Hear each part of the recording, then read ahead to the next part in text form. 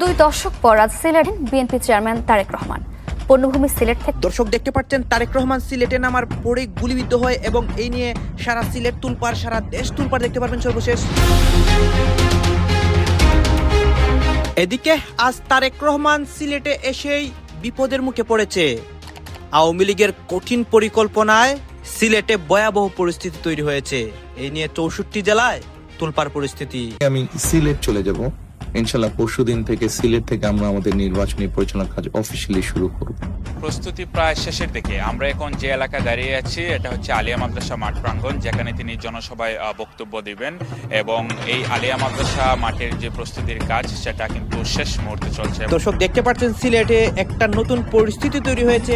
তারেক রহমানের সিলেট আসা নিয়ে কিন্তু সারা দেশ একটা উত্তেজনা ছিল।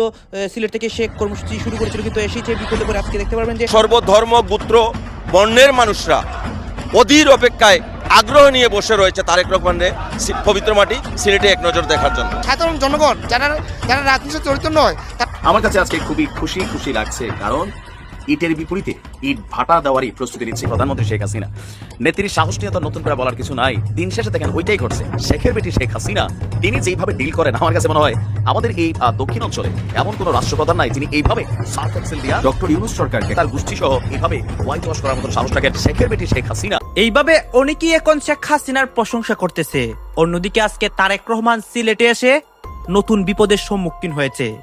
তারেক রহমান সিলেটে আসবেন এই নিয়ে সারা দেশের মধ্যেই আগ্রহ ছিল এবং সিলেটের জনতার মধ্যেও আগ্রহ ছিল। আজকে সারা দেশেই নতুন পরিস্থিতি হয় এবং তারেক রহমানের অবস্থা দেখে দেশের প্রত্যেকটা জনগণ অবাক হয়ে যায়। এর পিছনে অনেকে শেখ হাসিনাকে দোষারোপ করতেছে বা অন্যান্য রাজনৈতিক দলকেও দোষারোপ করতেছে। আপনারা সম্পূর্ণ ভিডিও দেখবেন। এই মুহূর্তে সিলেটের পরিস্থিতি এবং বাংলাদেশের পরিস্থিতি সবকিছু আমরা ঘটনাস্থলে থেকে দেখাবো এবং এই বিষয়গুলো নিয়ে আলোচনা সমালোচনাগুলোও দেখাবো। দুই দশক পর আজ সিলেট যাচ্ছেন বিএনপি চেয়ারম্যান তারেক রহমান। পূর্ণভূমি সিলেট থেকে নির্বাচনী প্রচার শুরু করবেন তিনি।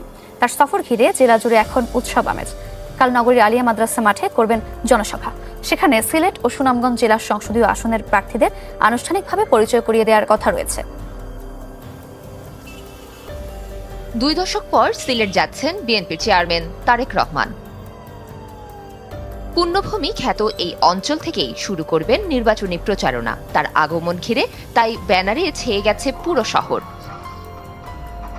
দলীয় চেয়ারম্যান হিসেবে দায়িত্ব নেয়ার পর সিলেটেই প্রথম নির্বাচনী জনসভা করবেন তারেক রহমান। সেই প্রস্তুতি চলছে নগরীর আলিয়া মাদ্রাসা মাঠে। তার সফরে উচ্ছ্বসিত দলের নেতাকর্মীরা। জনসভা থেকেই সিলেট ও সুনামগঞ্জ জেলার সংসদীয় আসনের প্রার্থীদের আনুষ্ঠানিকভাবে পরিচয় করিয়ে দেবেন তারেক রহমান। সে তো আমাদের জামাই, এখন বর্তমানে আমাদের সিলেটের খুব গৌরব।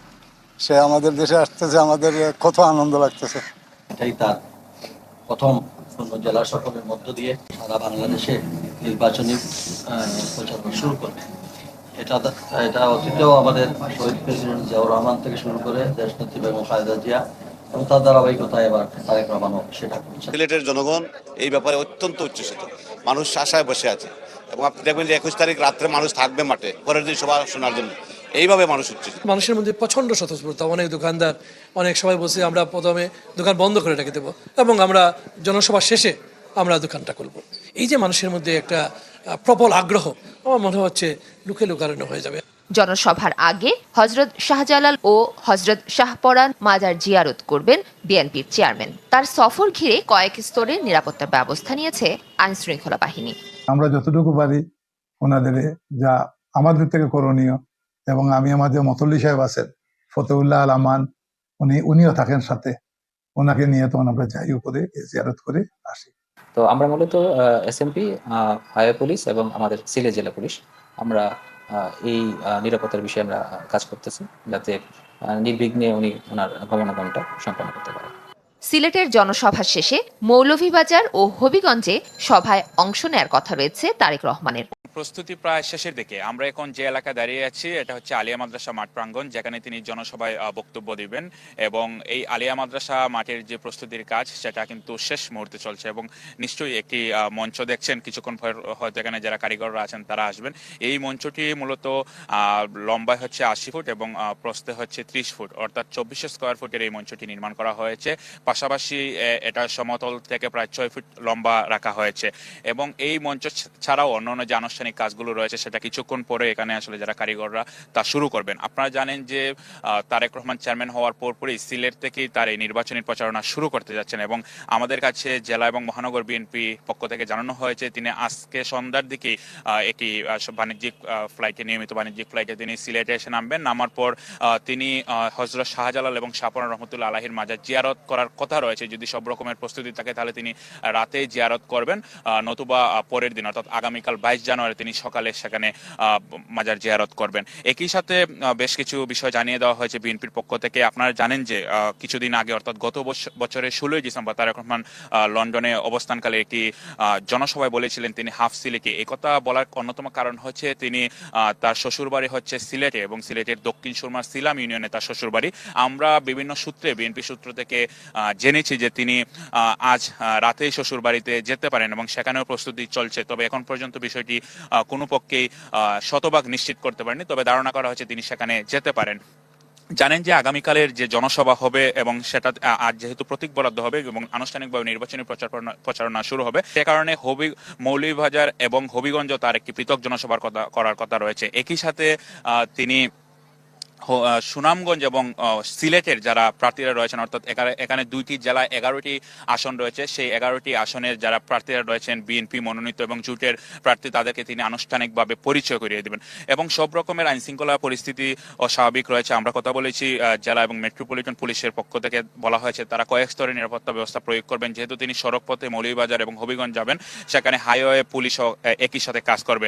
এছাড়া যেখানে তিনি যাবেন অর্থাৎ মাজার কর্তৃপক্ষের সাথে কথা বলেছি, মাজার কর্তৃপক্ষ বলেছে যে তিনি পরম্পরায় কিন্তু এখানে আসছেন। অর্থাৎ তার বাবা প্রয়াত রাষ্ট্রপতি জিয়াউর রহমান তিনিও 1976-77 দিকে তিনি আসছিলেন বলে মাজার কর্তৃপক্ষ জানিয়েছেন। এবং একাধিকবার বিএনপির সাবেক 3বারের প্রধানমন্ত্রী বেগম খালেদা জিয়া তিনিও মাজার জিয়ারত করেছেন। এবং তারই ধারাবাহিকতায় যে নির্বাচনী প্রচারণা বাংলাদেশের রাজনৈতিক দলগুলো করে থাকে মূলত সিলেট থেকে, তারেক রহমানও সেই প্রচারণা শুরু করবেন।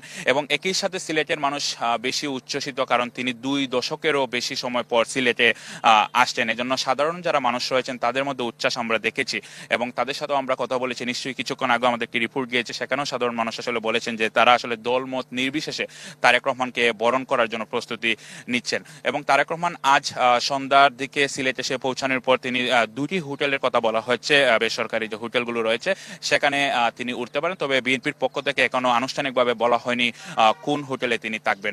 এবং যে আলিয়া মাদ্রাসা মাঠ থেকে আমরা কথা বলছি, এখানে ধারণা করা হচ্ছে 2 থেকে 3 লাখ মানুষের জনসমাগম হবে। এবং বিএনপির পক্ষ থেকে বলা হয়েছে যে রাষ্ট্রীয় নিরাপত্তা বাহিনীর পাশাপাশি তাদের নিজস্ব যে চেয়ারপারসনের যে নিজস্ব সিকিউরিটি ফোর্স CSF, তাদের পাশাপাশি যুবদল বিএনপির পক্ষ থেকেও 5 শতাধিক মানুষের একটি নিরাপত্তা বলয় তৈরি করা হয়েছে। দর্শক, একটি সাক্ষাৎকার সম্ভবত অনেক হিসাব নিকাশ পাল্টে দিতে পারে, অনেক হিসাব নিকাশ উল্টে যেতে পারে, অনেক ইকুয়েশন এখন নতুন করে আপনাকে তৈরি করতে হতেও পারে। গতকালকে থেকেই যে আলোচনাটা ছিল সারাদিন, যে আলোচনাটা আল জাজিরা থেকে এসেছিল, সেটা হচ্ছে যে আল জাজিরা ধারাবাহিকভাবে বাংলাদেশ বিষয়ক সাক্ষাৎকারমূলক অনুষ্ঠান করছে, যেখানে আমরা বাংলাদেশের প্রধান উপদেষ্টার প্রেস সেক্রেটারির সাক্ষাৎকারমূলক অনুষ্ঠানও দেখেছি প্রথম পর্বে।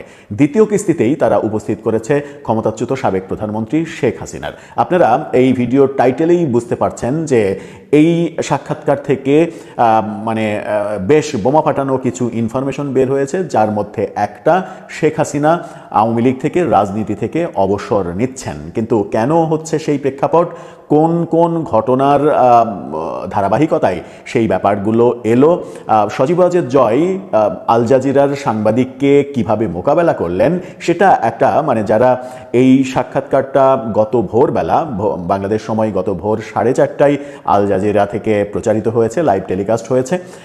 এরপরে হয়তো আগামীকালকে আল জাজিরা ইংলিশ ইউটিউব চ্যানেলে সেটা আপলোড করা হবে। যারা গত ভোরে দেখতে পেরেছেন সজীব ওয়াজেদ জয়ের এই সাক্ষাৎকারটা, তারা হয়তো ঠিকই টের পেয়েছেন যে আল জাজিরার সাংবাদিকের পক্ষ থেকে একের পর এক সজীব ওয়াজেদ জয়ের দিকে বাউন্সার ছোড়া হয়েছে, ইয়র্কার ছোড়া হয়েছে, গুগলি ছোড়া হয়েছে, ফুল লেন্থ বল ছোড়া হয়েছে, একটাও শর্ট পিচ বল নেই, একটাও মানে আপনার স্ট্যাম্পের বাইরে ওয়াইডে বল নেই যে আপনি ঠিকঠাকভাবে ব্যাট চালিয়ে সেগুলোকে ছক্কা হাঁকাতে পারবেন।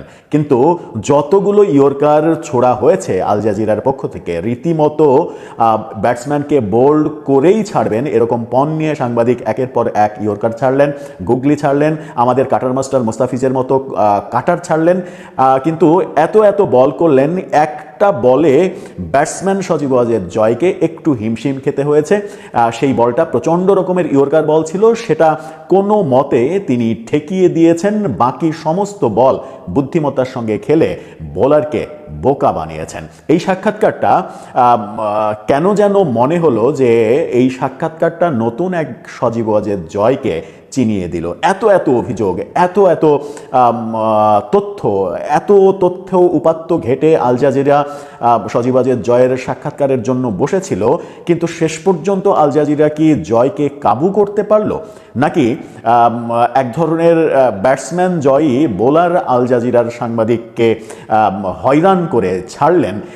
সেই ব্যাপারটা একটা খুবই মানে দৃষ্টিনন্দন ব্যাপার হতে পারে যদি সাক্ষাৎকারটা আপনারা দেখেন। বহু অভিযোগের জবাব দিয়েছেন নিজের মতো করে। কোনো জবাব হয়তো আমার আপনার পছন্দ হবে, কোনো জবাব পছন্দ হবে না, এটাই স্বাভাবিক।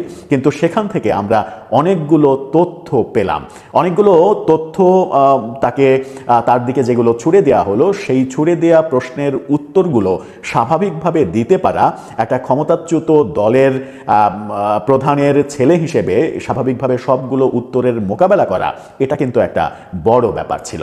কি বললেন সজীব ওয়াজেদ জয়, তার মায়ের অবসরের ব্যাপারটা সহ আরও অনেক বিষয় উঠে এসেছে এই সাক্ষাৎকারে। প্রায় 30-40 মিনিটের এই সাক্ষাৎকার অনুষ্ঠানে বহু কথা বলা হয়েছে, একটা সেকেন্ড গ্যাপ দেওয়া হয়নি।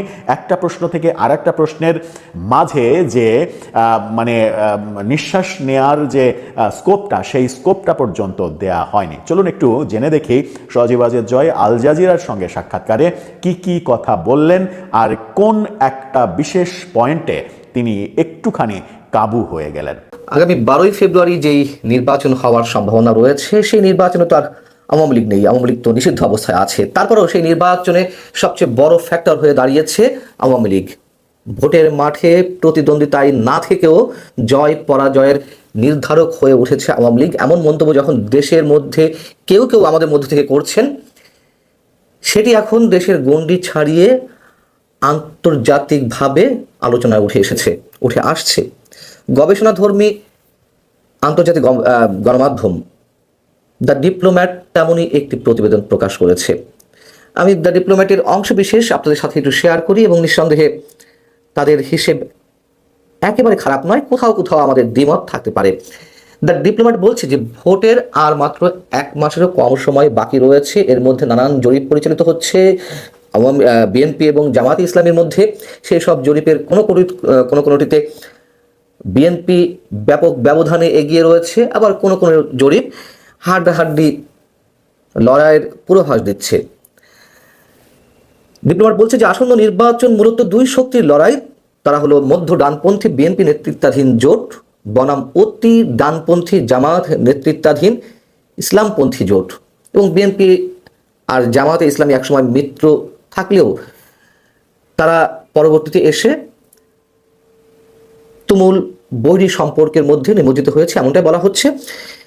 কিন্তু বলা হচ্ছে এখানে যে আওয়ামী লীগ নিষিদ্ধ হয়ে রাজনৈতিক ময়দান থেকে সরে যাওয়ার পর বিএনপি এবং জামাতের মধ্যকার এক সময়ের যে মিত্রতা ছিল, যে মধুর সম্পর্ক ছিল, সেই মধুরতা এখন আর নেই। গত এক বছরের সংবিধান সংস্কার, নির্বাচন আয়োজনের সময়সহ নানা ইস্যুতে দুই দলের মতবিরোধ প্রকাশ্যে চলে এসেছে। জামাত ইসলামী সম্পর্কে বলা হচ্ছে যে 1971 সালে দেশটির মুক্তিযুদ্ধের সময় বাংলাদেশের স্বাধীনতার বিরোধিতা করেছিল, তারা পাকিস্তানের সঙ্গে সহযোগিতা করে এবং ভয়াবহ যুদ্ধাপরাধে অংশ নেয়। এর ফলে দলটির ব্যাপক ক্ষয়ক্ষতি হয়। শক্ত সংগঠন ও মাঠ পর্যায়ের নেটওয়ার্ক থাকা সত্ত্বেও জামাত দীর্ঘদিন উল্লেখযোগ্য নির্বাচনী সাফল্য পায়নি। এবার সেই চিত্র হয়তো বদলাতেও পারে, এমনটা মোটামুটি হালকা করে বলা হচ্ছে এখানে। যেহেতু সাম্প্রতিক বিশ্ববিদ্যালয়গুলোতে যে ছাত্র সংসদ নির্বাচন, সেগুলো প্রত্যেকটিতে জামাতে নিরঙ্কুশ, জামাত সমর্থিত ছাত্র সংগঠন ইসলামী ছাত্র শিবিরের নিরঙ্কুশ বিজয়, সেটিকে উল্লেখ করে এখানে বলা হচ্ছে। আওয়ামী লীগ সম্পর্কে বিস্তারিত কি বলা হচ্ছে এখানে? আওয়ামী লীগ সম্পর্কে বলা হচ্ছে, দর্শক আপনারা তো দেখলেন এখানে কি কথা হচ্ছে, অনেকেই কিন্তু অনেক কথা বলতেছে, অনেকে আলোচনা করতেছে, অনেকে সমালোচনা করতেছে। বিশেষ করে এইখানে তারেক রহমান যে সিলেটে এসেছেন এগুলা নিয়ে কথা হয় এবং দেশের রাজনৈতিক প্রেক্ষাপটগুলো নিয়েও কথা হয়। গাইজ, এই বিষয়গুলো দেখে এবং সবার মন্তব্যগুলো দেখে আপনাদের কি মনে হচ্ছে? আপনাদের মন্তব্যটা অবশ্যই আপনারা আমাদের কমেন্ট বক্সে লিখে যাবেন। আর হ্যাঁ, তখন আপনাদেরকে আমরা যা কিছু দেখিয়েছি সব কিছু আমরা সোশ্যাল মিডিয়া থেকে সংগ্রহ করেছি। এখানে আমাদের নিজস্ব কোনো মন্তব্য নেই বা আমাদের নিজস্ব কোনো সিদ্ধান্ত নেই। সর্বশেষ আপনাদের কাছে আমাদের একটা রিকোয়েস্ট থাকবে, আপনারা আমাদের চ্যানেলে নতুন দর্শক হয়ে থাকলে চ্যানেলটি সাবস্ক্রাইব করবেন এবং পাশে থাকা বেল বাটনটি বাজাবেন, যাতে করে নেক্সট ভিডিওটা সবার আগে আপনাদের কাছে পৌঁছে যায়। ধন্যবাদ।